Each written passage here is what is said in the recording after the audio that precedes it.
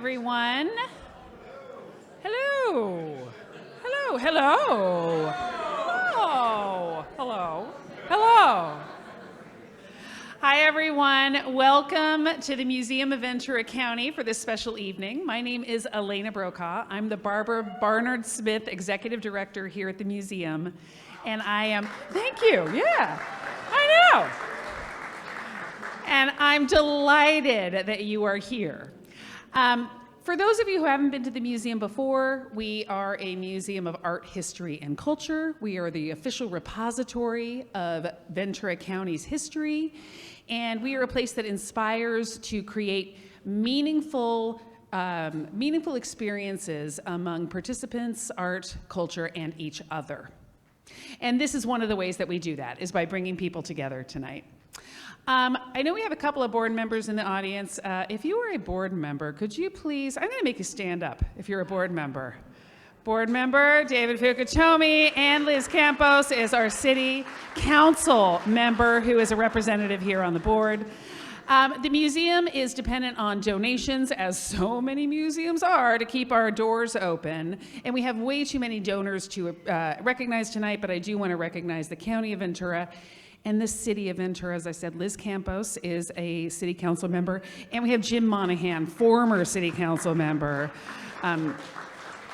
who frankly really saved this museum. So thank you, Mr. Monahan. And also, thank you. Yes, he deserves it. He deserves it.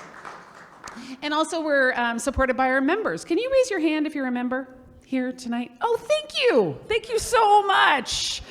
You keep our doors open. And for those of you who aren't members, no pressure, but if you feel like it, a membership is a great gift to give to your loved ones for the holidays. We have them at many, many, many different levels, and they are for sale outside with a QR code. No pressure. Really, we're just happy you're here. So with that, it is my pleasure to actually turn the mic and the stage over to the people you're really here for. I want to introduce the first man, who is a really special man. He is a journalist, he is an author, he is an extraordinary storyteller.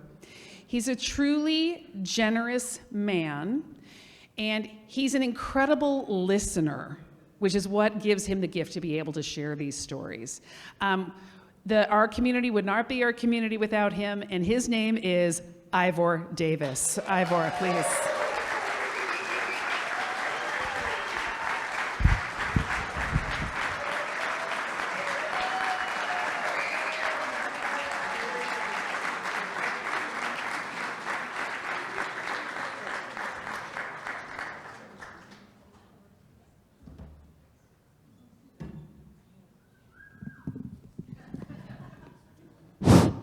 So when I was younger, I could bound on the stage. Some of you may remember that. Now I have to walk tentatively. We have a great show for you tonight. We have a terrific speaker, and I'm just going to tell you a wee bit about Chris Carter. You know, he has the longest running Breakfast with the Beatles radio show on KLOS. And as many of you may know, Chris has a daily Sirius radio show. He's funny, he's informed, and he's beloved by Beatle fans around the globe. He's one of the world's experts on the Fab Four and has an impressive career in films and music before taking over the Breakfast with the Beatles show. He also hosts Chris Carter's British Invasion on SiriusXM, which has a worldwide following. Now, sorry if this sounds corny, but he could use 8 days a week to fit into everything he needs to do. But, like most of us, he's restricted to 7. Now, before we introduce and Chris comes out, we put together some words from a few friends who would like to talk about Chris before he comes out. So, John, can you give us those sound bites about the people who want to talk and tell you more about Chris than I could ever tell. Hi, this is Patty Boyd. You're listening to Breakfast with the Beatles with Chris Carter. This is George Martin, and you're listening to America's longest-running Beatles show. How about that? Breakfast with the Beatles with Chris Carter. Hello, this is Frida Kelly, former secretary to Brian Epstein and the Beatles, and current secretary to Chris Carter. I love that one. Hello, this is Homer here, and you're listening to Breakfast with the Beatles on 95.5 KLOS. My favorite radio show playing music from my favorite band. And as I always said, our Beatles are better than England's Rolling Stones. Good morning. Mrs. Silvio Dante. You know, I don't go for all this teenage rock and roll garbage. But this guy, Chris Carter, he's from New Jersey, so he's all right. But come on, Chris. Play something good from New Jersey. You know, Frank Sinatra, something like that. Get off of this stupid Beatle kick, will you? I'm Fonz, and you're listening to KLOS, Breakfast with the Beatles, with Chris Carter. Are you lucky or what?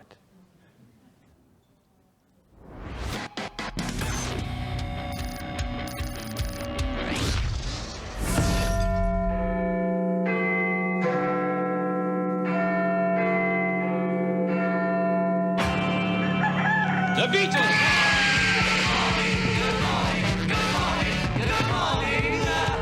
I'm John. I'm Paul. I'm George. I'm Ringo.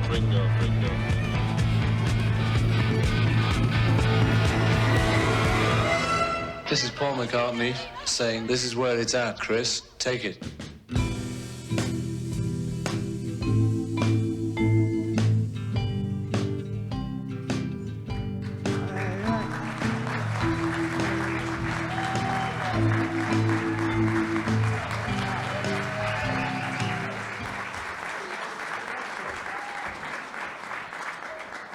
Well, I've got to ask you, do you think I overdid it a bit? No, that was wonderful. I enjoyed it. We're going to have some fun with Chris, and we're going to see a few little odds and ends. And so let's get this show on the road. And, okay, I said to you the other day that it is such a pleasure to get the chance to turn the tables on you, because 99.9% of the time, you interrogate me and all these other great people you've had on. That's right. So how does it feel to be under the grill?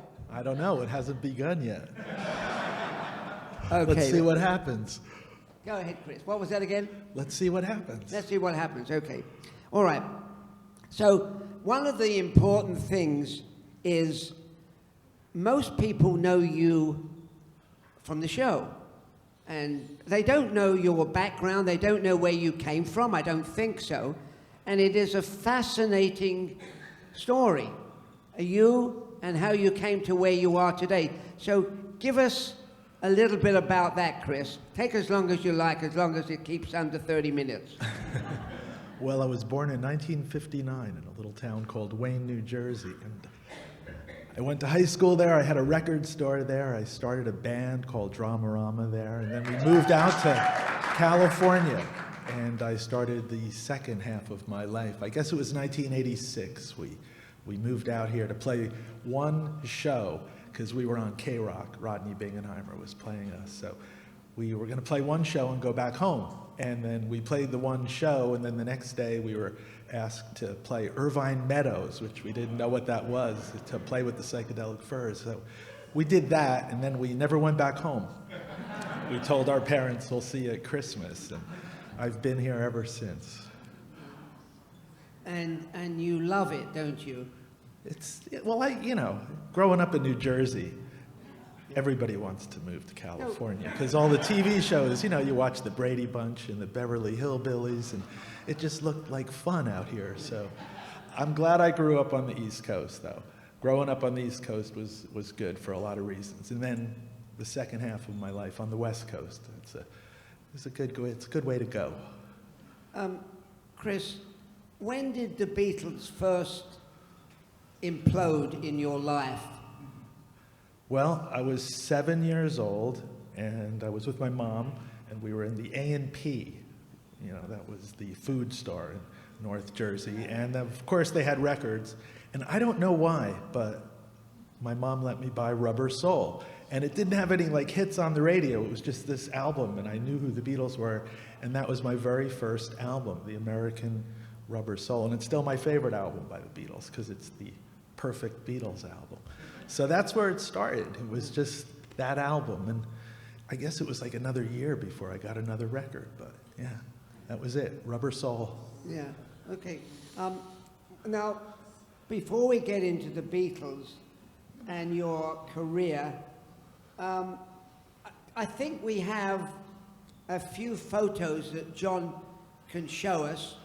And I love the stuff you sent me. And in a way, if we twist our heads out of contortion, we can see the... Oh, okay. Now, who is that handsome young man? Chris, who is it? That's me in 1959. Wow, you haven't changed. Yeah. They called me the Butcher. I don't know why, but I guess I look like a butcher. They called you the what? The Butcher. My mom and her friends. I guess I look like the local butcher. I don't know.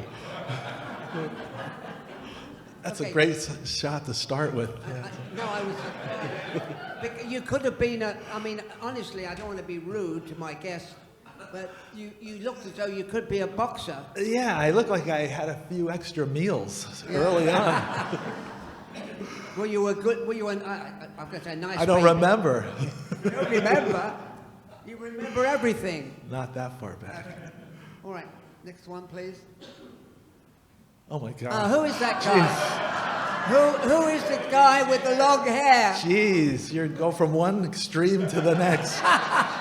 That was, we were shooting a video, very Paisley. Oh my God. Oh my God. That's you? That is me. Yeah.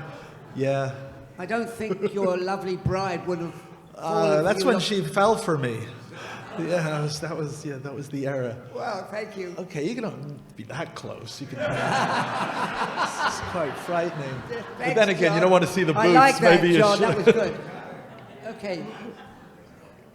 Hit it again, John. It's the late 80s. Oh, who's that now?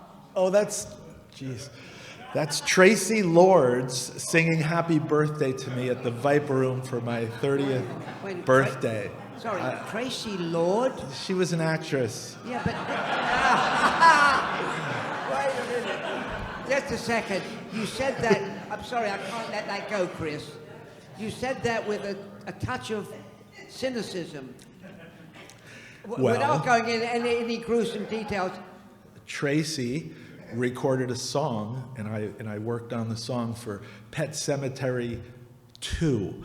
Not to be confused with Pet Sematary without a number. Yeah, so I worked on a record with her, and I got to know her, and I guess for some reason she ended up singing Happy Birthday to me. Like Marilyn Monroe. Exactly, but a little different. You know why Marilyn Monroe sang Happy Birthday to JFK? I think she fancied him, didn't she? I heard rumors, yeah, but that was kind of a spoof on that, yes. Okay, got it. Okay, we move on. Thank you. Do we have enough? Oh, is that who I think it is? Oh, jeez. That's, that's Austin Powers, International Man of Mystery, and yes, I'm playing the bass behind him there. Yes.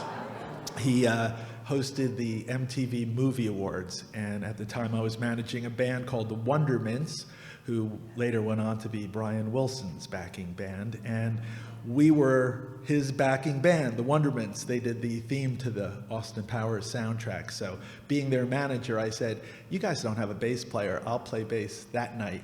So it was a good show to play on, and yeah, that was from the MTV Movie Awards, and that is a Hofner bass. Thank you. Well, when I first saw the picture, I must admit, a quick glance, I thought that was you dressed up as you know. No, and you see, you guys all know, Mike Myers' inspiration for that character was the one and only Peter Asher.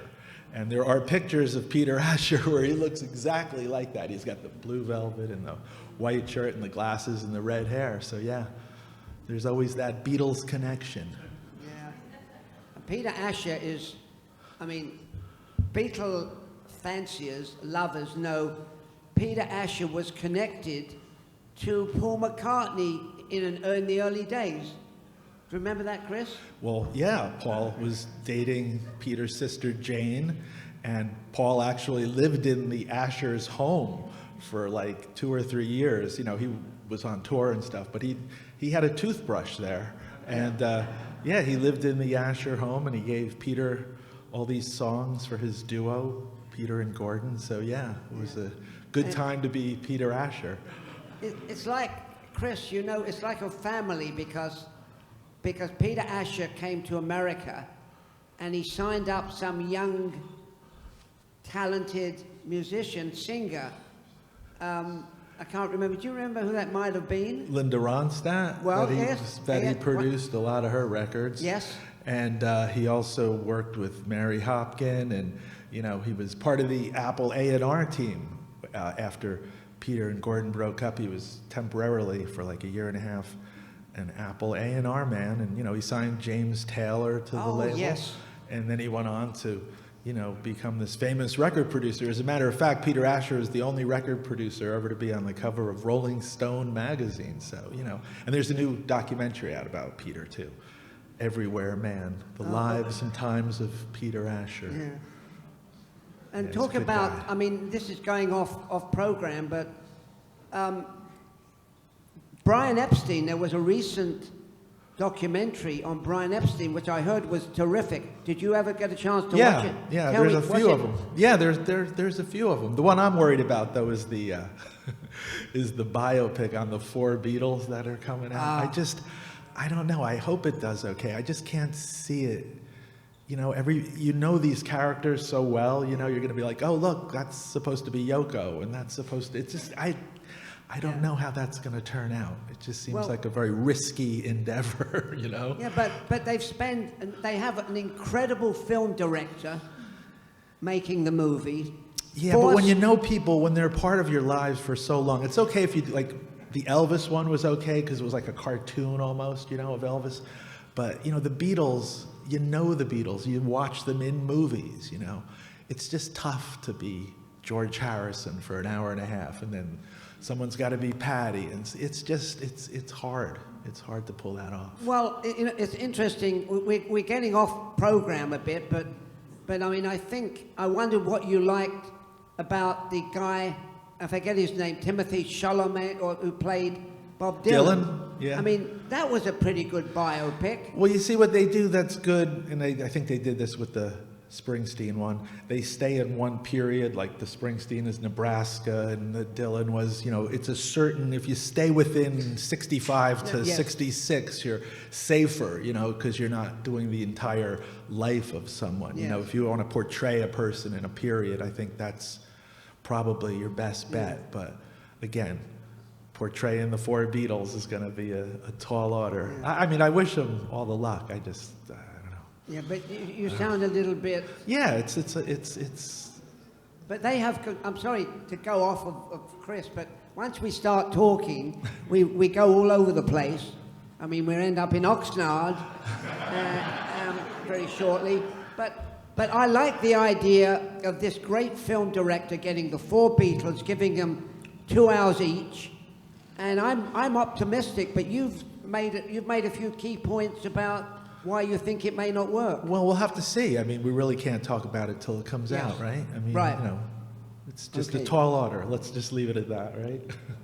Okay. Now, I think we've already done... by the way, do we have any more pictures to show? I hope not. What? I hope not. No. Oh, here we go. Oh, Jeff Lynne. Always happy. Who's that? Jeff Lynne, Travelin' Wilbury, producer of the Beatles. Wilburys. Oh. Yeah. Electric Light Orchestra, The Move. Well, I'm glad you knew who it was. The Idol Race. What? I'm naming all the bands he was in. I mean, you are such an encyclopedia. Wait a minute. It's Ringo. Before we get... Who's the guy on your right? It's Ringo. Oh. It's your favorite drummer. Oh, I remember him, yeah. He just announced the next year's tour. These guys will never stop playing. It's great. It's fantastic. Why would they want to, right? Why would they want to stop, you know? I mean, I was going to ask you this is my final question, and then it's over? No, this is really, wow. But I'm going to ask it, and believe me, this is not my final question, okay? Promise. You know, I mentioned this to you, I think. When would the Beatles, when would Ringo, and when would Paul stop? Like I said, I don't think there's a reason for them. I mean, think about it. You're Paul and Ringo. Every time you step out the door, everywhere you go, every venue you go, everybody loves you. Everybody says, Paul, Ringo, and and they're used to that. That's the other thing you got to remember. Yeah. They've been doing this, right, since their, early 20s, late teens. So for them to stop and sit at home and just read books and have tea, I really do. I think that it would be really different for them. Not even boring, just different. They're so used to that life. Paul, he must love it, It's tough. You go city to city, sound check to sound check.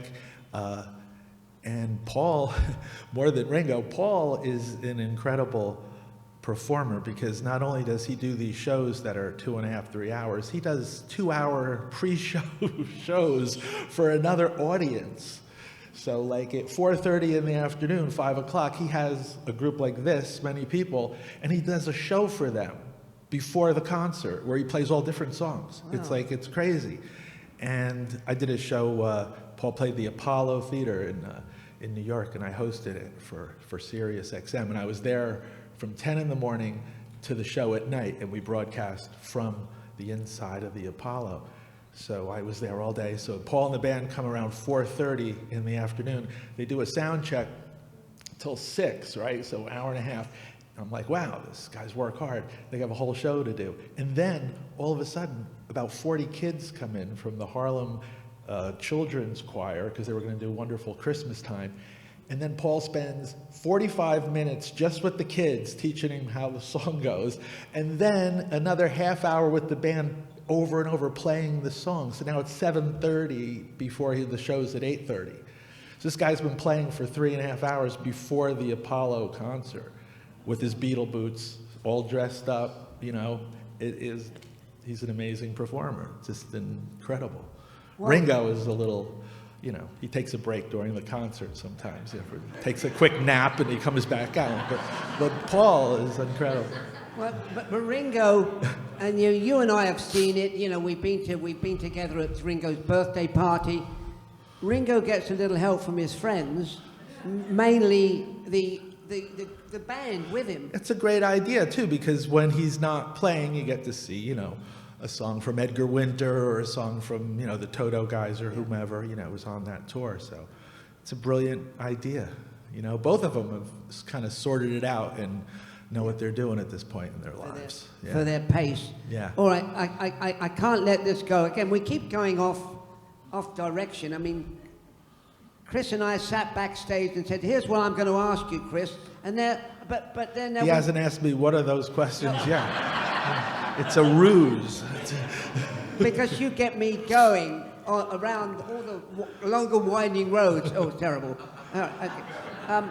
But so we've talked about the films. We've talked about, okay, I asked, did many of you in the audience pay the remarkable amount of money to see Paul in Santa Barbara? Anybody in the audience? Okay. Sorry to change the subject. Now, somebody called me up. Oh, you did? Oh, I didn't know that. I mean, the reason I ask is, isn't it, I mean, the price of tickets, I went on, people said to me, they said to you, Chris, can you get us tickets? Did they ever ask you that? They do. And what do you say? I say I can't. Now, the ticket thing has gone insane, the amount for tickets. It was never like that. And again, it's because the age group of the artists, the Rolling Stones tickets are, they start at $350 or whatever. And they know that's because it's the 45 to 75, 85-year-old, now you don't know. But so I think they count on that. There's not a lot of teenagers at these shows, they can't afford it. So I think they get the money, so they just keep doing it, I mean. Well, I want to tell you, when people called me up said, "Can you get me a ticket?" I looked it up, and I saw it was about $3,000 for a seat. $3,000. That's a lot of bucks. And I think it was $499 if you wanted to sit in the parking lot. That was more than it cost to record the first Beatles album. Think about it, right? Think about it. Well, Chris, you know this, and I remember this because I'm that old. When I went to the Hollywood Bowl, I didn't buy tickets, I got them free, I must tell you. And the Hollywood Bowl box seats, I mean, Chris, what do you think they cost back in... $3.50, $4.50, yes, you're right. $5.50, yeah. $3.50, $3.50, top of the ticket, $4.50. Is this inflation? Chris, what is it? It's Beatle inflation, yes. Okay. I think we better get back on track again. Because, okay. Now, by the way, do we have any more pictures from Chris's it's family? Edgar Winter. Oh, go ahead. He never looks old. Because his hair stays the same. Okay. He never... Oh my God! Because he looks the same as he did in 1973. Because his hair stays the same color. It's okay. Wonderful. For those, I mean, pardon my ignorance. Who's the blonde? Edgar Winter. Tell me more about him. Well, he used to be in a group called Edgar Winter's White Trash, and then he just became Edgar Winter, and he had some hits. Frankenstein was a big hit. Johnny Winter was his famous brother, and he's a member of Ringo's All-Star Band. Oh, yes. Yes. Oh, my gosh. Okay. Well, there were a few people in the audience that knew, and so you pardon my... Everyone in the audience knew. Thank you for that compliment, Chris. We're old friends, I can say that. Okay, so where do we go from here? Okay, all right. I've got to... let's finish the pictures. Who the hell is that character? Who is that? My goodness. I don't recognize him. He's too young. He's too handsome. When was that? That's recently. That's recently. Recently, yeah. Where was that? I have no idea. Do you think it was a Hard Rock Cafe? Kobe Steakhouse? Kobe Steakhouse. Did you go down there? I did go to them. I used to travel all the way down to Kobe Steakhouse for the steak and the wonderful... so the other thing, while we're on Kobe Steakhouse, the great thing about Chris, back to you, the great thing about Chris is that he has shows all over the land.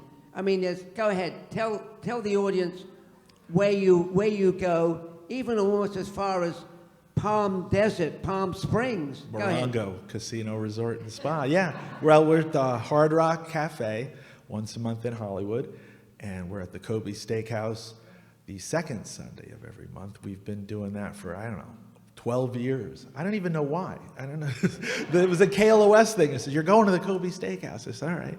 And we've been going, and it's fun. It's like our little cavern club. It's like low ceilings, dark, but the food is great, and we're sold out there till 2028 or something. It's incredible. So, yeah, I do. I never thought of doing the show live. It was a KLOS thing, or when we first started, we were on 97.1 KLSX, and I guess we started the shows there. So, yeah, folks like them. They come, and I just have to get up and shower and everything and be ready to go on a Sunday morning. And I'm a night guy, so of course I have I went the wrong way with my career. Breakfast show. It's like everything is in the morning now. So, what am I going to do? Yeah, I mean, what you do and how you do it is phenomenal. And again, this is a question I didn't mean to ask you, but I'm going to ask you. Do you ever sleep? Seriously, I mean... I don't sleep that much. I sleep about 4 or 5 hours a night. That's it. But I'm full of energy all day, so it's okay. Yeah, no, I love my, I love my job, obviously. But it's it's an everyday thing that it just never stops. You know, when I get to the weekend, it's like usually you slow down, but then I have 3 more shows to do. So I do, you know, Monday through Friday. That's 60 songs I have to pick every day for the Sirius show, and then the weekends I do Chris Carter's British Invasion, which is 4 hours, so that's another 80 songs I have to pick. And then I have the Sunday KLOS show, and it's another like 45.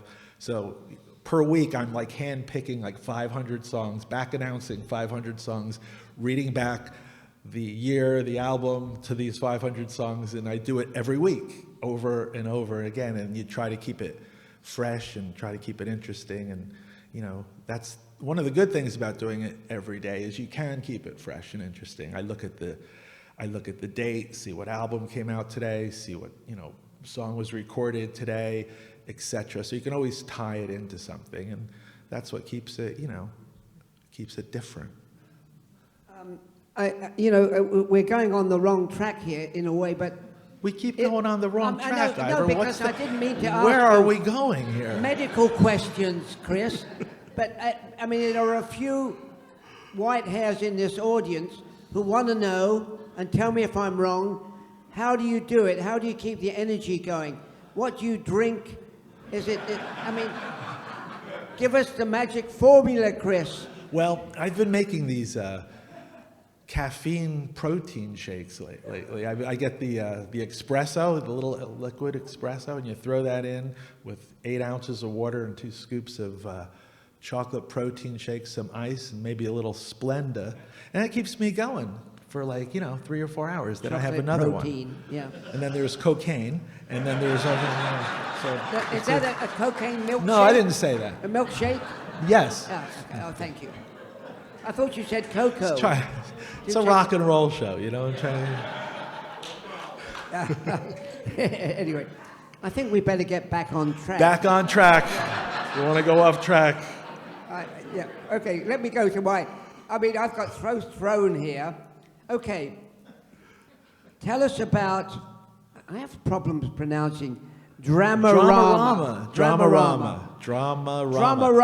Yeah, we were a band from New Jersey, and you know, we had a record out in France on a label called New Rose, and all of a sudden, Rodney Bingenheimer, who's a DJ here in California, you can clap for Rodney, one person. He was playing our records, and we heard about it, and we knew who Rodney was, and we knew what K-Rock was.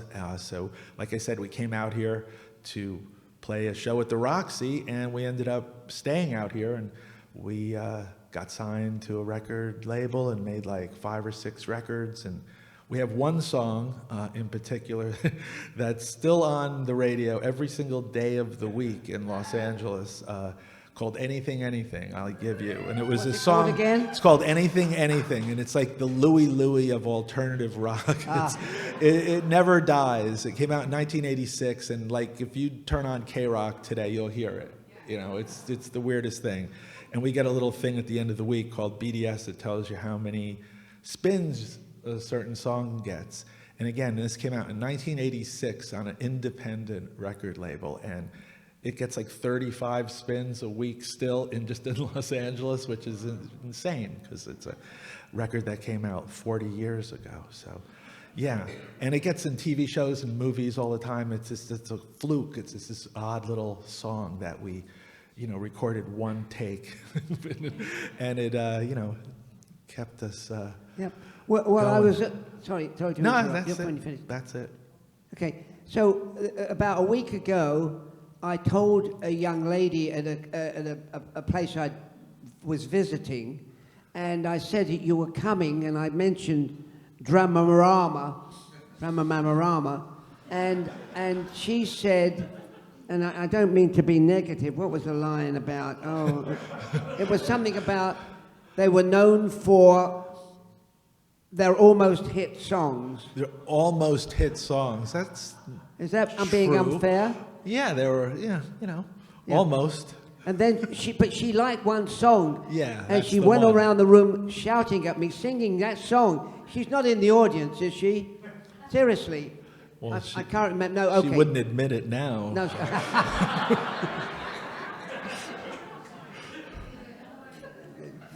God, this is getting out of control.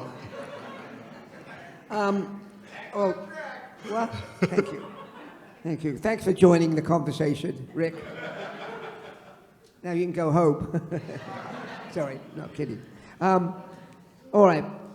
Another film I saw, because I knew that eventually I'd be getting a chance to sit down with you, was a documentary you produced, which I think some people here may have seen, many people have not seen, and I enjoyed it.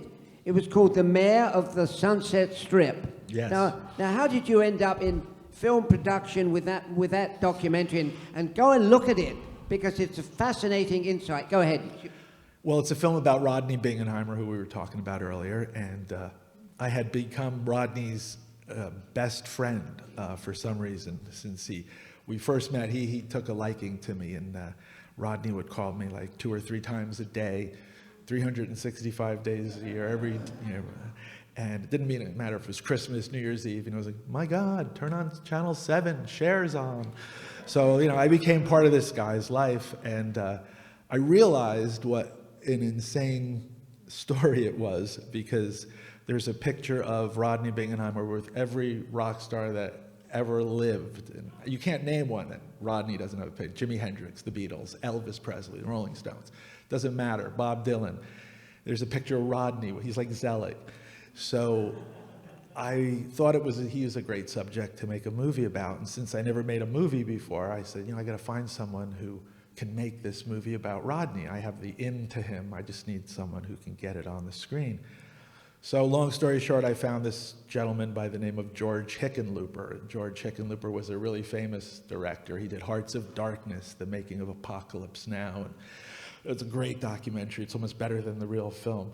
And he was a guy who knew nothing about rock and roll, and that's what I wanted. I wanted to get a guy who knew nothing about rock and roll to see this world from his perspective, not our perspective. We all knew Rodney. So I worked with George Hickenlooper, and we spent 7 years making this movie, and we interviewed everybody that Rodney knew. And in the beginning, Sonny Bono was going to narrate it for us, and then he got killed when we started. And Cher, and the reason Sonny was involved was when Rodney came to California. It's a long story, but his mom basically dropped him off at 16 years old in Hollywood. And he just had nothing. His mom dropped him off in front of Connie Stevens' house and said, have fun in Hollywood, Rodney. And Rodney ended up living with Sonny and Cher in 1966, 65, and he became Sonny Bono's runner.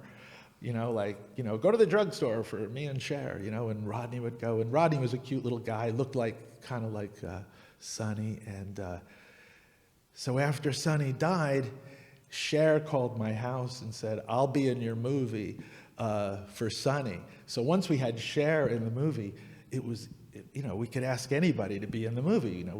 We'd ask Courtney Love, and she'd say, who's in your movie? And we'd say, well, Cher and David Bowie and the Ramones. And she'd, oh, okay. And we got all these people because Cher was in it. And so we made this movie, and it won all these awards. It won, I think we won the Santa Barbara Independent Film Festival. And we were nominated, for an Independent Spirit Award. We lost to Hearts of Darkness. No, not Hearts of Darkness. The other Fog of War, that was it. We lost to that. But so it was a great experience to make a movie, and we sold the movie for 7 figures, and it was the second highest selling documentary next to Bowling for Columbine at the time. And this was back when, we shot it on film. It was like a real movie, and now the whole film world, we could never get that now. It's a completely different, climate for documentary films with Netflix, and there's thousands of films. But this was back when, you had a premiere. We had a premiere at the Cinerama Dome. It was like really a big thing. So that was the first and only movie, I was ever involved with, and I got to pick all the music. We had over 90 songs in there. We had Led Zeppelin, we had the Sex Pistols, we had Blondie. We got all the groups that Rodney knew to give us the songs. So, if you follow films and music. You know, Led Zeppelin, getting a Led Zeppelin song in a movie is like a big deal. You have to pay a lot of money, and we got it for nothing because Jimmy Page and Robert Plant knew Rodney, so it was like really interesting. So yeah, the mayor of the Sunset Strip, and George Hickenlooper unfortunately has died and no longer with us. So We have some filmmakers in the audience, I know. Give us an idea of the budget for that movie when you made it, because it's through the sky what it costs today. Can you give us an idea what your budget was? yeah, I mean, you know, we probably spent close to $250,000, which is not a lot of money, but you know, it is when you have no money. So we got in a couple of different investors. What happened was, after it was sold, then even though we had the rights to the songs, it becomes a different thing when you start showing it in theaters and you have to pay different. So of the 7 figures we got, we had to put a lot back into it about with publishing and whatnot. But yeah, it was definitely a learning experience. Yeah, and, so I mean, it was so successful, and I don't mean to sound as a reprimand. Why didn't you follow it up with another? I was gonna do it. We were gonna make a Tiny Tim documentary. Tiny Tim. Because I want to make a documentary about a man that takes 26 showers a day. I think just that alone would be amazing to watch. But yeah, he does. He used to take like 20 showers a day, Tiny Tim. But we knew a guy in New York, a friend of ours, who rented a room, and in that room he had found Tiny Tim's diaries. Tiny Tim had lived in this room in New York, and this guy moved into it. So he came to us, and we had Tiny Tim's diaries, and we were going to use the diaries to make the documentary. But George passed away, so we never got to do it. I mean, Unless you'd like to make it with me. Let's make a documentary, Ivor. Come on. Let's make a documentary, me and you. You can direct. I mean, you bring up Tiny Tim, who was kind of, I mean, am I being unfair to say he was a bit of a freak at the time? But it was, you know what was weird about Tiny Tim?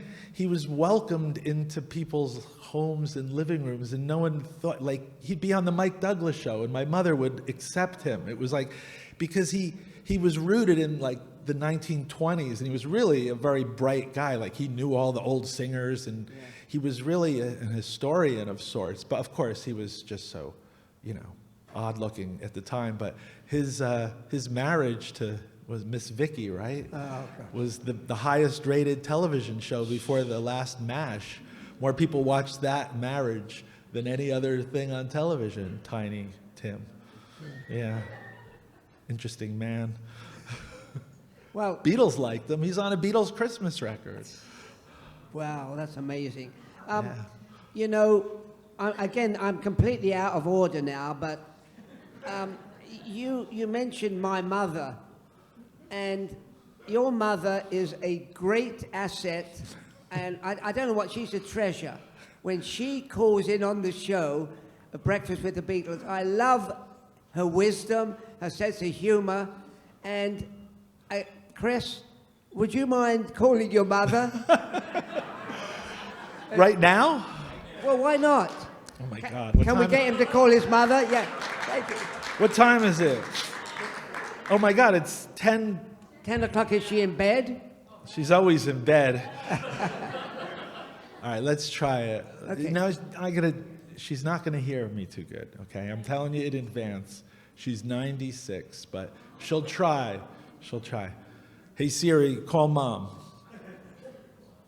Hey Siri, call Mom. Calling Mum, mobile. All right.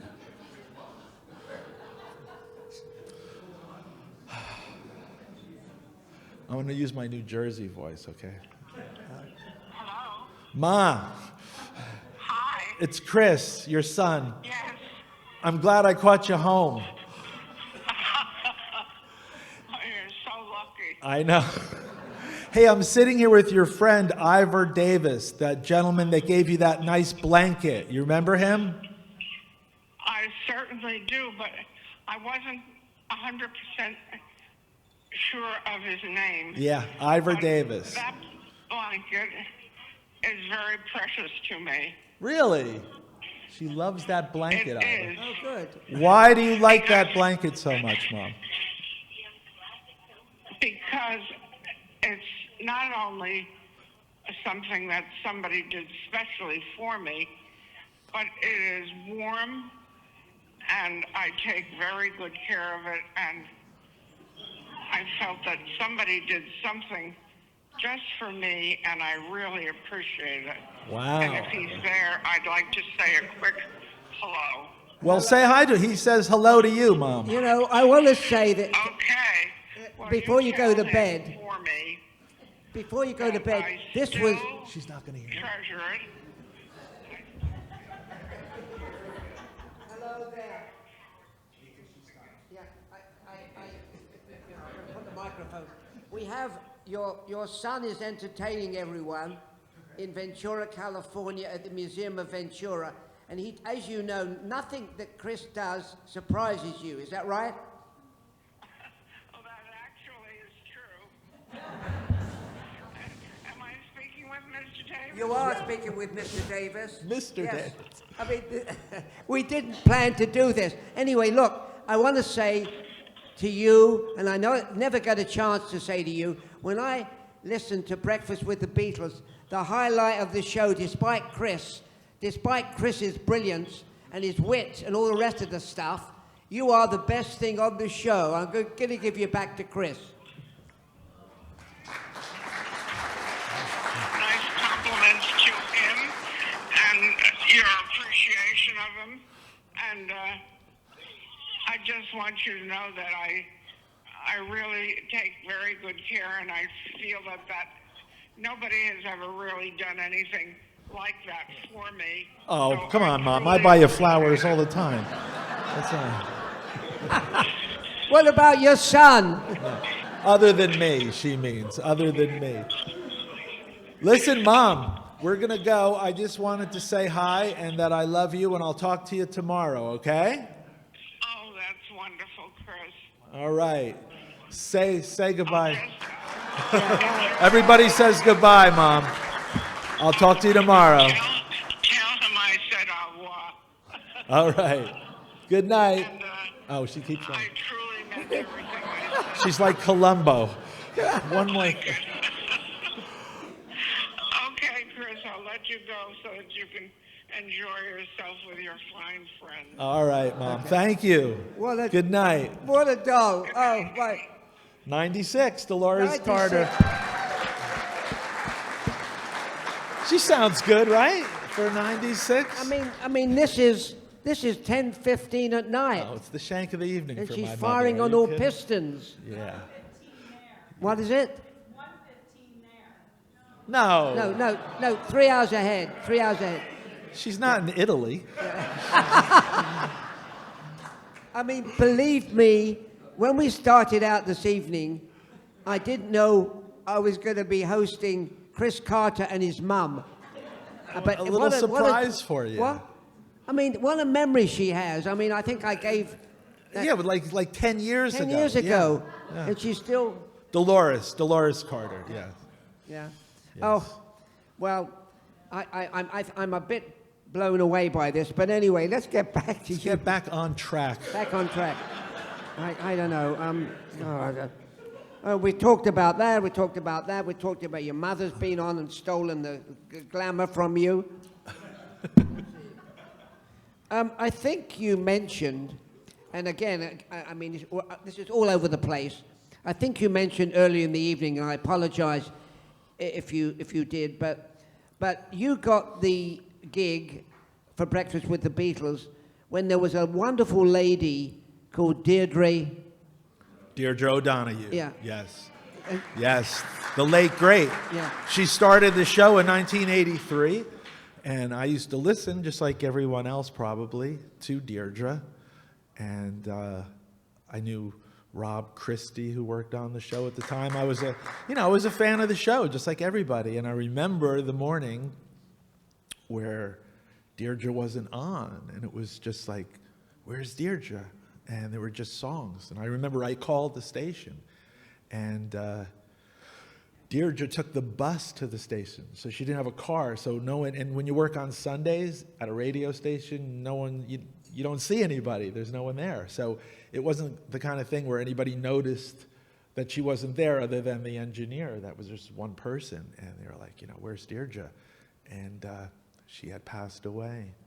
And it was really sad. And, she had been a little ill, but, it wasn't anything that anybody thought would happen so drastically, so quickly.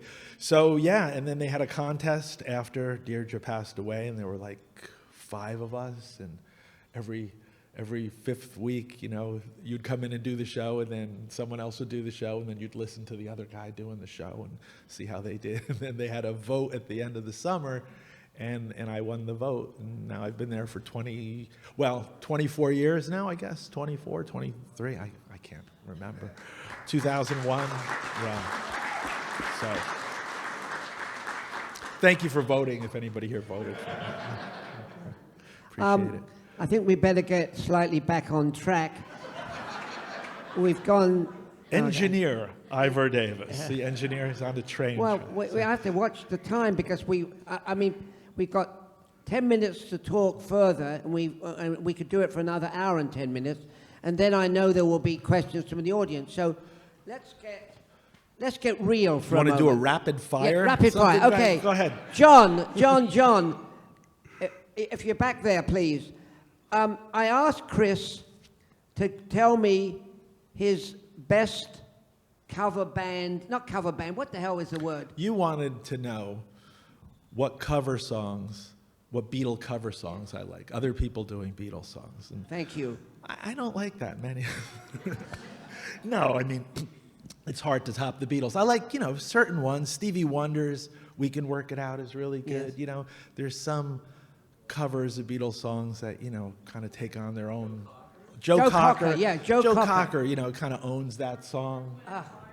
Yeah, I mean, there's some, but as a rule, I don't really, Well, I think I asked that deliberately to get a slight slip into this because, John, we have not a very good film, and the quality is bad, but this is my favorite cover song.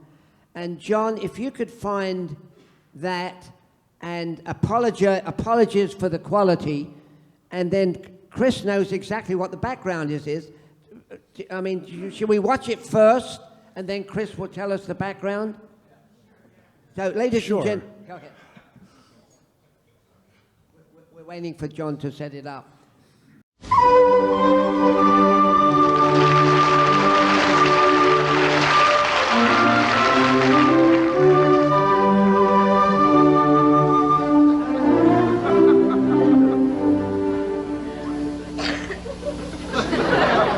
It has been a hard day's night, and I have been working like a dog. It's been a hard day's night. I should be sleeping like a log, but when I get home to you, I find the things that you do will make me feel all right. I work all day to get you money to buy you things. And it's worth it just to hear you say, you'll give me everything. That's why I love to come home, 'cause when I get you alone, I feel okay. When I'm home, everything seems to be right. When I'm home, feeling you, holding me, tight. It's been a hard day's night, and I have been working like a dog. It's been a hard day's night. I should be sleeping like a log. But when I get home to you, I find the things that you do will make me feel all right. Ivor loves that. You know, when Chris, I've been on Chris's show, and he sometimes asks me that question. I say, Chris, play Peter Sellers doing his Laurence Olivier version of A Hard Day's Night. And it is so hilarious, and I apologize that the quality should go home and watch it again, and then come back when Chris comes back again and tell us if you liked it. And of course, that's a big deal for the Beatles because Peter Sellers was a part of the radio team, the Goons, and that's what they listened to. That was like a comedy radio show that the Beatles listened to when they were like teenagers. So when they got to hang out with the likes of Peter Sellers in the 60s, it was a big deal for them because they were, they looked up to this guy, I mean, Sellers, I grew up with Peter Sellers, believe it or not, in England and the Goon Show. And when I met the Beatles, that was the main thing that got us talking, because we had the same bizarre sense of humor. So, Chris, I think you filled me in. When I said I wanted to play this bit, you said it was part of a program that they introduced Peter Sellers. It was a BBC special called The Music of Lennon McCartney, or The Songs of Lennon McCartney, and it was exactly the same time that Rubber Soul came out, exactly that week, practically, December '65, and all these groups were on the show, and it was hosted by John and Paul, and it was weird because to see John and Paul doing this like shticky stuff hosting the show, and they were introducing all these other artists that were covering Beatles songs. So, Billy J. Kramer was on, and Peter Sellers was on, and all these different, and the Beatles would introduce, and John and Paul would introduce each artist. So that's what that's from. Yeah. And I remember that, and correct me if I'm wrong, that Peter Sellers had a special relationship with Ringo. Well, they were in a movie, they were in the Magic Christian movie together. Anybody remember the Magic Christian? Like a Badfinger song, and Thunderclap Newman, and Unfortunately, I haven't gone through half the bloody Go ahead, question. go, quick. Okay, quick. Okay. Did you do the last interview with George Harrison, and how did it happen? The last interview with George Harrison was sadly, yes, he had beaten cancer and he was kind of back doing things. There was a short little, space in time, and he went to Capitol Records, and they were promoting the 30th anniversary of All Things Must Pass. So I did the All Things Must Pass CD interview with George, and it was his last because he got sick right after that. So it was very sad. And that's my favorite solo album, and I collect All Things Must Pass, and I have over 100 copies of it at my house, which is, I need to see a psychiatrist probably. Ever since I'm 11, I've been buying this record. Every record store I go into, if I find a copy of All Things Must Pass, I'll buy it. And they're thick, so it takes up a lot of space. But I got to work on as a result of that sickness, they hired me at Capitol Records even before I hosted Breakfast with the Beatles, because they heard I was such a All Things Must Pass kind of nut.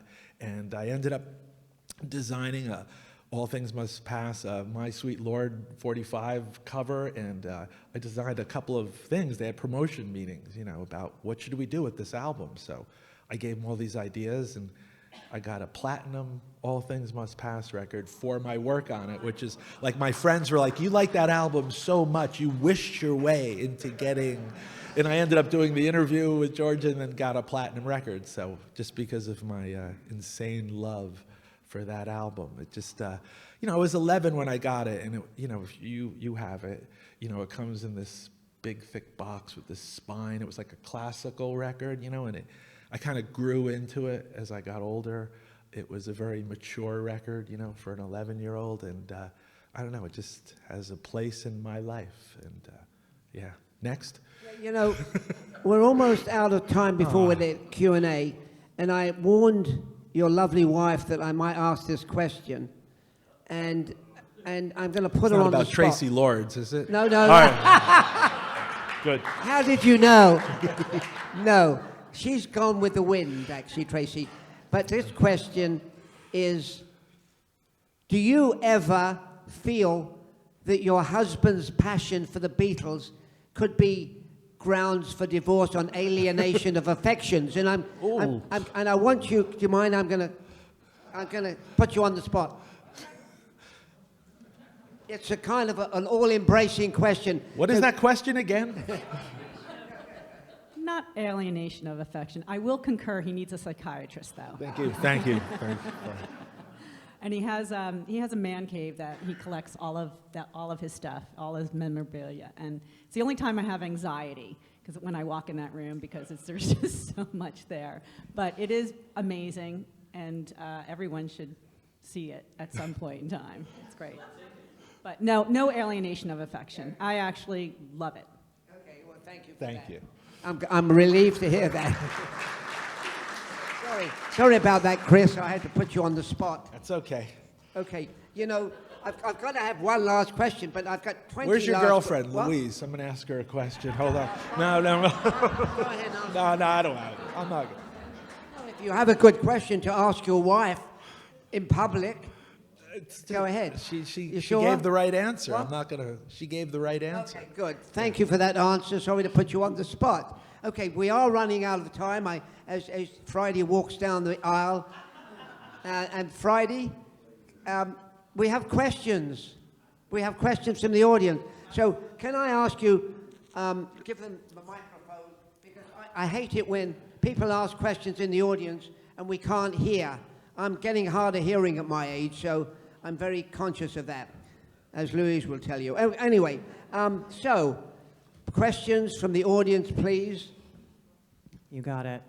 I have one. Yes, I understand. I've got a couple of housekeeping things here. Does anybody missing a flip phone? A flip phone? Anyone missing a flip phone? They're not going to admit to it. Please check and make sure that you have not lost your phone. I have it for you. Secondarily,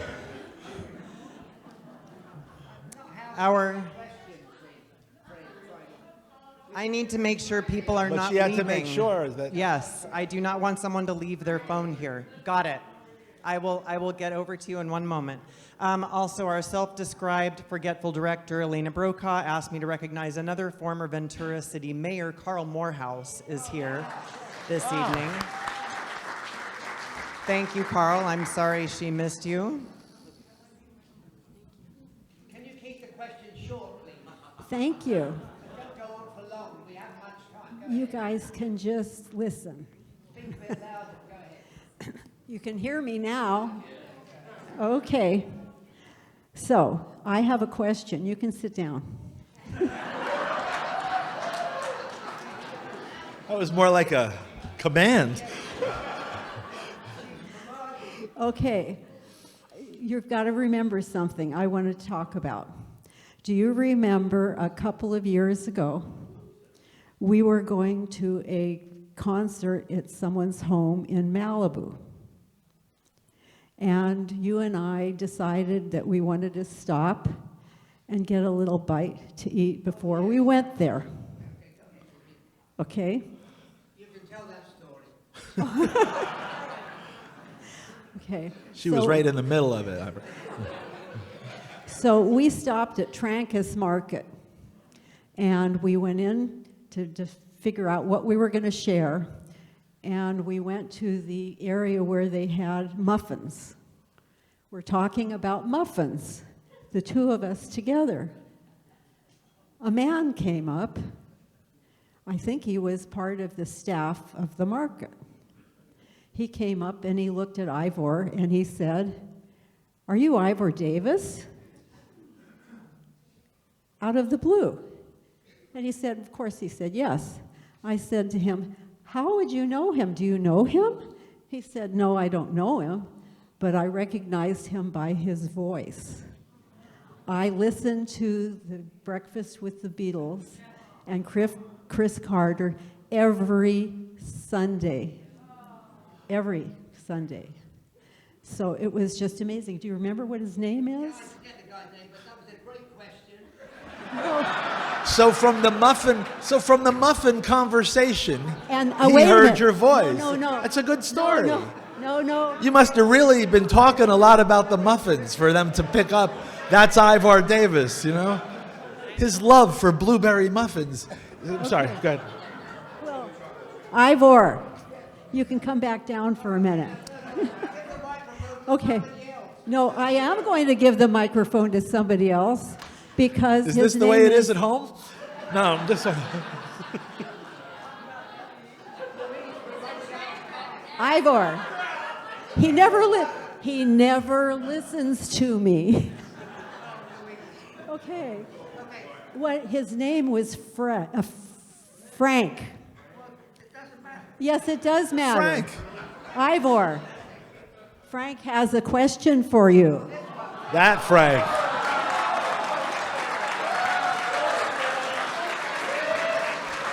Hi, Frank. Chris. Good to see you, buddy. Good to see you again. You look fantastic, Well, by the way. As do you. Thank you. First of all, very quickly, this has been absolutely, regardless of whether you've stayed on track or not, has been absolutely awesome. Okay, so never stay on track. Chris, I've told Chris many times, he is, as far as I'm concerned, the fifth Beatle.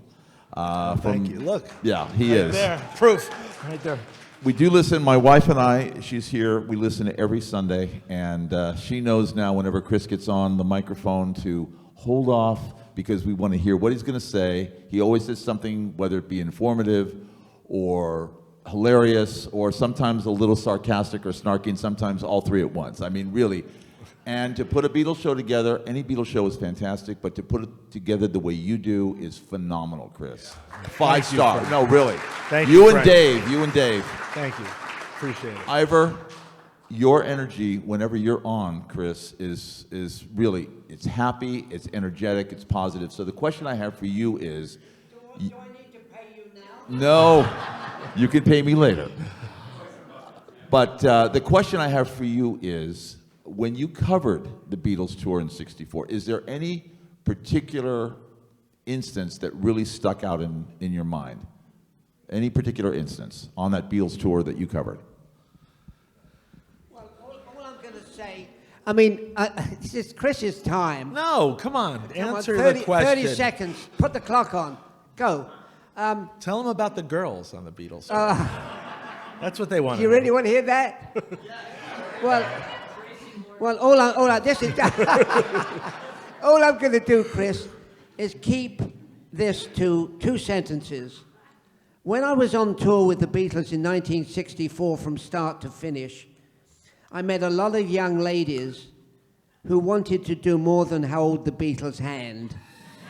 And that's all I'm going to say. And that was 2 sentences. Perfectly done.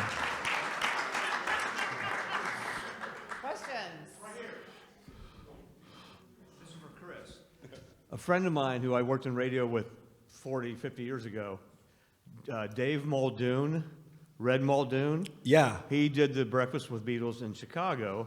I think it was on WLS. I may be wrong there. Did you know Dave? No, I don't, but I know the name. I know the name. Yeah. You're obviously a record collector. How many Beatles records do you have? All of them. Yeah, I mean, these days, you know, you never stop because just coming tomorrow, right? Tomorrow, is tomorrow Thursday? Yeah. Friday, the 21st, 2 days from now. You got the Anthology Volume 4 coming out. Box set, 191 songs. So, you know, the records keep coming. And you got a new, what did we just get? A 12 CD John and Yoko box set. You got a Wings Greatest Hits came out this week. It's incredible. The Beatles product never slows down, especially this time of the year, right? You always get something new. So, yeah, I mean, I have everything 10 times over. Yes, sir. Before you ask a question, I must mention this. We have in the audience a perennial, can you hear me? Yeah. We have in the audience a perennial regular on Chris's show, Stan. Oh, Stan, the hot sauce man is here. And I think he's brought 90 bottles of hot sauce for you guys. And also here is my buddy Oxnard Alex. Alex, stand up. Alex records and I don't mean audio record, he writes down on a piece of paper every song I play for the last, how many years, Alex? 16 years. So he has a big book, and I've become friends with Oxnard Alex, and he's a great guy, and thank you for coming. So I was curious. Yes. Growing up in Jersey. Yes. What musical influences, local or whatever, influenced the music that you played? Well, obviously there's the old standbys. It's the Beatles and the Stones. The music of the area I grew up in was very much New York City, and that era that I was a teenager. So I was like 16, 17. So it was. The Ramones and Blondie and all the New York groups that we would go see at I was at CBGB's when I was 16, seeing the Runaways, and so I was really into that stuff. But I was really a fan of British music as a kid. That was my favorite stuff. It was T-Rex, David Bowie, Mott the Hoople, Slade, Roxy Music, anything from the 70s. From England, I loved. I bought Melody Makers when I was like 13 and 14 just to read all those British bands. And nobody in my high school knew who Slade was, but I had a Slade shirt, and they all thought I was weird and everything. But that was what I loved. I have a question about, since you are a record collector and you've been in Los Angeles for years and years and years, what bootlegs did you get? Well. The Beatles were famous for having, all those incredible bootlegs over the years. Now, as time progresses, we get really high-end bootlegs. Now the bootlegs look better than the real records that come out. I mean, you can't even, tell the difference. Some of them are better. And we didn't talk about this, but out of high school, I went to 1 year of college, and I quit and I opened my own record store because that's why I was going to college, for business management. So I owned a record store from 1979 to 1982 where I learned everything there was to know about, the record business. We bought records from one stops and we did all that kind of stuff. And we sold bootlegs. We were like, it was called Looney Tunes Records in Wayne, New Jersey. We were kind of an infamous store. We used to have in stores with all these big groups and stuff. It was really cool. That's how I learned all about records. But I sold, bootlegs. The guy would come in a truck, in a van, and they'd pull up to your store, and you'd go in there, and there'd be like these Bruce Springsteen records that never saw before, live at the Capitol Theater, and we would sell all those, and we sold more of those records than we did real records, because it's for the real fans. The fans are who buy bootlegs, and the Beatles had. Well, of course, the most famous one was when Let It Be, Get Back came out, and there was bootlegs of it before it even came out. So, yeah, love them. Hello, Chris. Oh, hi. Did you get your phone back? Yes, I did. Okay, good. My flip phone has been found. Great. Thank you, everybody. I want to first say, you see this here? That's from Paul McCartney, Santa Barbara Bowl. Oh, you went? Yeah. Oh, cool. yeah. I was in the pit. My prayers were answered. Got in there. So thank you very much. Couple things. I'm a 59 baby like you. There you go. Beatles Graduated fan. in 77? Oh, no. I was a Beatle fan since 1963. But wait, when did you graduate high school? 77? Yes. Sam. Yeah. Okay. All right. We're together. Okay. My question to you is, because I had the great privilege of speaking with John Lennon when he was on KHJ, and he asked me what song to play, and I said the song after Mind Games on the Mind Games album, which was Tight As. If I send that to you, will you play that on your show? Tight As? Well, no. My conversation with John Lennon. Do I have it? So do you remember when John Lennon was I have all those. Yeah. What's your name? Eloise. Eloise. So I spoke to John for 40 seconds. Everybody was going I on play. and on. I play. Yeah, There's the girl yeah. from Simi Valley calls, and there's a whole bunch of them. I have to look for he's like, you. I get on the phone, I'm screaming because I'm a little 13-year-old. It was the morning, right? Yeah. And I'm like, John's like, who is this? And I said, it's Eloise. And he said, wait, did he sing to you? Yes. And he says, every little breeze. Yeah, no, I play that. That's you. That's me. That's you. Eloise with the flip Eloise with the flip flow. And God bless you. God bless Beatles and Breakfast with Beatles. I've been listening to it since '84 when Deirdre was on. There you go. You're famous. And your I know who family you are. and your mom and dad. Yes, God bless them all. So please. So you were by all so you were 14 when you called in, right? 14. You were 13. 13. Yeah. There you go. Got my bracelet on. There you go. That's right. Are we More? calling Q&A? Are we calling it? No, go ahead. Go ahead. Okay. We're all here. Throw your hand way up in the air. All right. All right. I've got one over here and then one up front. Hey, this is amazing. I actually have two questions for you. The first is, you talked about designing the album cover for... I designed a 45 picture sleeve for My Sweet Lord. And then George, when the 30th anniversary of All Things Must Pass came out, George re-recorded My Sweet Lord, and he removed the chords he got sued for, right? Because they said he was ripping off, another song. He's so fine. So he took the two chords out, and then he re-recorded it. So my idea was, okay, he re-recorded My Sweet Lord. They were going to put it out as a single. So one side was the original, and then you flipped it over, and you got the new version of My Sweet Lord. So my idea was to put the original 45 picture on the one side, and when you flip it over, have a new picture of George today as he looked. And they did that. And if you bought the album, on the television ad, they had an 800 number. They had an actual commercial for All Things Must Pass, and it was cool because they had the original cover in black and white, and then it turned into color, and it was like a Monty Python thing. And if you bought the album through the TV ad, you got that 45 as a prize. So they sold 100,000 copies of the TV ad because of that 45, and that's how come I got the platinum record, because of the 45, they sold a lot of copies. So yeah. Very so that was cool. that. Very Yeah. cool. Okay, my second question is, we raised our boys back east in Connecticut, and you said that there were many reasons why it was great to grow up back east in New Jersey, and I was just wondering if you'd share what is particularly nostalgic Well, for New you. Jersey is, there's no other place like the Garden State of America, New Jersey.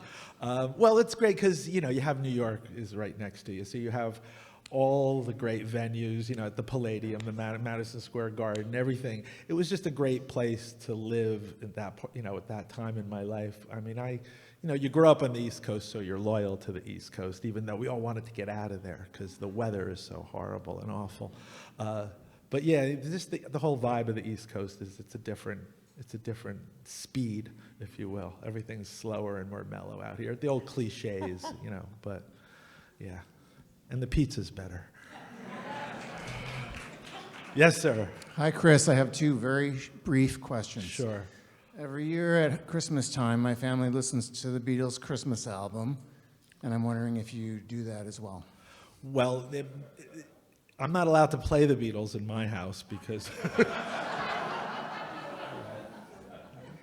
Yeah, sure, it is. I love the Beatles Christmas records, though to answer honestly, I probably don't play them at home as much as I used to, only because I have to do it, for the show. So I get to listen to it then. And there is a lot of talking, Yeah. Second question, and you might not remember, but when you bought Rubber Soul, your first Beatle record, $3.49.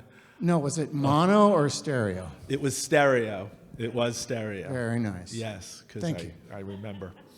Yeah, but it was $3.49. Yeah, Chris, I'm a neighbor of Oxnard Alice. This is Alex. Sorry, this is Port Hueneme Tim. If anybody cares, I've called into the show a couple times and got tickets to Hard Rock and the other shows. But for my money, and probably for everybody else, you're the biggest Beatles genius in the history of the universe. Seem to know everything that's ever happened to the Beatles, their history, their background, and what day a song was released, what day an album was released. It's just amazing. Question is there anything you don't know about the Beatles? Well, I wouldn't know because I don't know. Fair answer. Got one back here and then one up front. Hi, Chris. I'm kind of a random question. You Sure. talked about cover songs. Yeah. Well, my granddaughter went to school with your granddaughter in St. Francis de Sales. Oh. And my daughter, yes. My daughter. And your daughter, yes. Yeah. And they sang one year, I think the music director was On our show, retiring. they came on to the station. Okay, so they sang Blackbird. Right. It was the most amazing, and they did it in, in different parts, whatever like that, in the harmonies, and it was amazing. And I thought I recorded it on my camera, and I can't find it. And I said, oh my gosh. And I thought every time I listen to your show, I'm going to email him and ask him if he has a recording of this, because as a father, I would hope you do. And I think I do. And I I was think I hoping may. that I would get a copy of some. Well, send me an email and I'll send I it to will. you. I'm David Elmer. Chris at breakfastwiththebeatles.com. Yeah, I'm David's mom. David Elmer is from St. Francis de Sales, and Isabella was my daughter, and she was Yeah. friends with your My daughter, wife- Nicole. My wife knows. I know Allison knows. Allison knows David better than you do, probably. And you got us Yeah, tickets I'll a couple get of you times. that. And I'll you got get us tickets a couple of times to the show there at what do you call it? The first one you said. I don't remember here. Anyway, so thank you so much. But it was amazing. It was really Yeah, that amazing. was and great. And I heard the girls went and played it on the show, and I thought, jeepers, I wanted a copy. Hey, watch your language. It was awesome. Did you say jeepers? It was jeepers, Come on yes. now. Jeez. What's that? What That's kind of clean. crowd is I this? could say cheese and crackers, but anyway. Okay, thank you so much. It was great. No problem. Jeepers and flip phones. I've got one up front. I've already seen my eye up here. Hi, I want to ask you about the early days in LA with Dramarama. 'Cause Yeah. I used to go to the Starwood, the Roxy, Club Lingerie, and you guys were in with like Dream Syndicate, and the whole Those- Paisley Revolution was kind of partially. It was a you. good time to come to LA. It was just the right time. It was I don't. right What are your before- memories of those days? Well, we hung around Rodney a lot. He took us everywhere. Rodney was our little tour guide. So And he knew everybody. Yeah, he knew everybody. It was very interesting to hang around him because, you'd be sitting on his couch and nothing would happen for like a week. And then Robert Plant will call him on, it's like, I'm Rodney, I'm in town. I have to go see Robert Plant. So, wow, I'm going to hang around this guy. So, yeah, he took us around and we got to know everything. But, yeah, everything was different, though. Now it seems like all those clubs and all those different, it just doesn't seem like there's that kind of scene at all anymore. It just seems completely, it's just completely different, yeah. Clearly, you have a million memories. Is there any one that stands out above all the others to do with the Beatles for you? Pertaining to the show or just any? I guess the best Beatles moment for me was when we went, and it wasn't even for me personally, but the Love premiere in Vegas when they had the Love show. Everybody was there, right, for the opening. I mean, in the Beatle world. So I'm sitting there, in a row like this with you, right? In the row right to my left, it's Paul McCartney and his wife, Ringo, his wife, Yoko, Sean, Julian, Jeff Lynne. It was like the whole inner circle of the Beatles. They were all sitting there to watch this show, and you're like looking at this row, and you're like, wow, every single person, And then the best part was you look up on top, and there's this glass booth where the engineers are. And up on top is George Martin with his white shirt and his sleeves rolled up and his tie, just like, you saw him with the Beatles. And his son is sitting behind him, and George he's going to, do the sound with his son Giles. And it was just surreal because you're sitting there and, it's Paul and Yoko and Ringo. They're all in like, if a bomb went off, we would have lost every single person in the entire world. They were all in this place. And then they had this Austin Powers, like 60s, party afterwards where all the girls were wearing go-go boots and everybody was dressed to the hilt. And they were all there at the party, all the Beatles, all the wives, all the kids of the Beatles. It was all, and it was really the last time that they were all in one place at once, other than possibly a funeral or something, and they were all there to watch this Love show, which was, the first time you see it, how many people have seen the Love show, It was insane, seeing it for the very first time. Nobody had seen it before, so it was really a trip. So to watch that show with those guys and watching their expressions, a Paul song will come on. You let's watch Paul. He like hits Ringo, and it's it was surreal almost. So that was probably one of my, big, great Beatle moments. Yeah. Hi, my sister and I are wondering, what? Why? Okay, no. My sister and I are wondering, who are some of your favorites, or who's your favorite artist under 30 years old? If you have any. Artist under 30. Wow. 35. She's stretched to 35. 35? There's a group, all right, there's a group from England right now. They're called the Molotovs. They're a brother and a sister, and they look like they're from 1966, and they're really good. So I like them, and I've been playing them on the radio. The Molotovs, there you go. They're only 22, so there. Thank you. That's the only one, though. Okay. Do we have one more question? First of all, I'll start out with a little kind of tidbit. Yes. Ringo Starr was the drummer on my son's album. Wait, who's your son? Liam Lynch. Really? He had, I've got my LIPA shirt on. You know LIPA, Liverpool Institute of Performing Arts? Yeah. He was in the first graduating class when there were only 200 people at the school. And Paul McCartney had a songwriters contest, and he picked three people. Liam was one of them, and he worked one-on-one with Paul McCartney. I couldn't breathe the day he was going to meet Paul McCartney. Paul McCartney walked in to this whole group, the 200 new students, and the one thing that he said to them was, I'll give you the best piece of advice I can. If some of you will probably become famous, and if you do, you find one person that you love who knows you now, and don't be bothered with all of the nonsense that goes on around you. My son went on to write a song called United States of Whatever, and it went to number 4 in the UK. He didn't even know it was being played. It was being played by somebody that was on the BBC that had gone to LIPA and liked his song. Right. Ringo heard the song and called Liam. Liam had graduated and was home, but he called him. Liam wasn't home, and there was an answering machine, and it said, You got Ringo on "This the is answering machine. Ringo calling from London. I'd like to sign you to my label."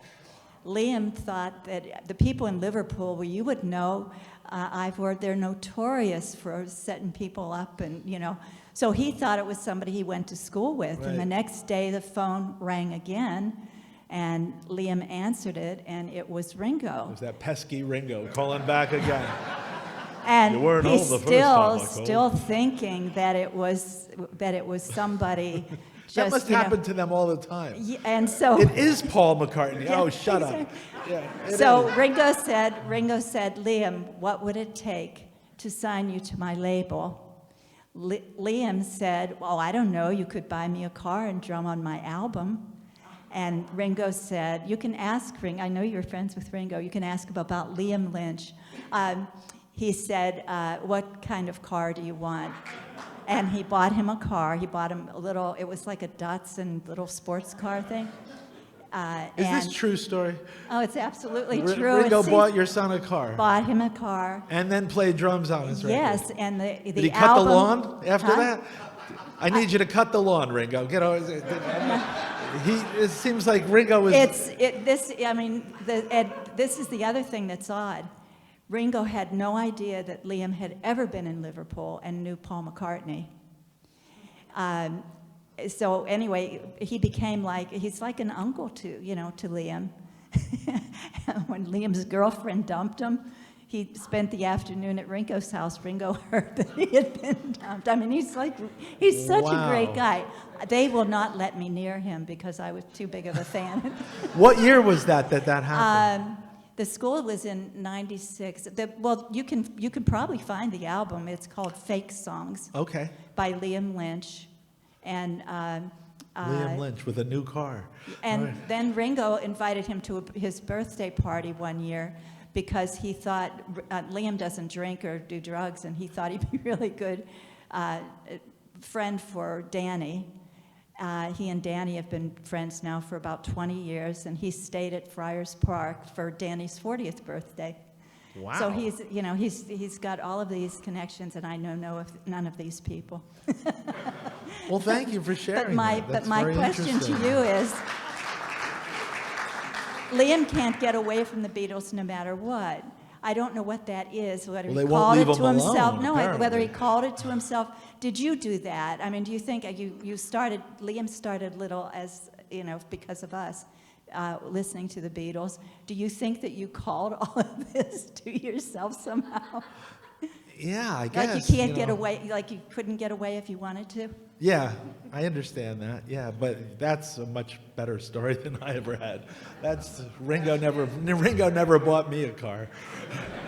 Gee. that's Chris amazing. will stay till midnight talking to you because we have an audience. This is the first time I can remember. This is not a complaint. This is a fun note when I completely lost control of what's been going on and heard some wonderful stories. But Chris is going to stick around, as I say, for a little while because, anyway. So I think we have to wind up. Do we have to wind up Friday? Yeah, okay. So I'm going to say that. Okay. First of all, thank you all for coming. And thanks to John back there doing the sound. And this session was so out of control. We had 15 more movies to show you. Right, John? Do I lie? Yeah, thank you. So, because next time, Chris will be back next week, same time, same place. Right, maybe not. So again, thank you all for coming. Thanks for John. Thanks for the terrific museum team. And I want you to support the museum when you can. And thanks above all to Chris, his family, and for all his fans for coming tonight. Thank you. Thank you. Thank you for having me.